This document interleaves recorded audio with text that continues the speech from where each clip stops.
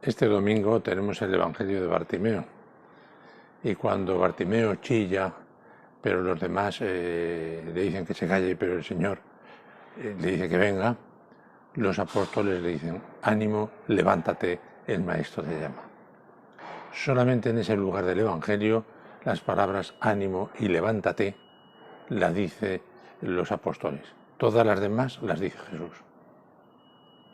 Si lo pensamos bien, ¿cuántas veces a nosotros el Señor nos dice, ánimo, levántate, quítate de esa costumbre que tienes, deja de estar sentado a la orilla del camino, muévete, para que tú y yo sepamos también decir a los demás, ánimo, levántate. Ánimo porque con Cristo todo es posible. Ánimo porque el Señor vale la pena. Ánimo porque el Señor se invita a una aventura maravillosa.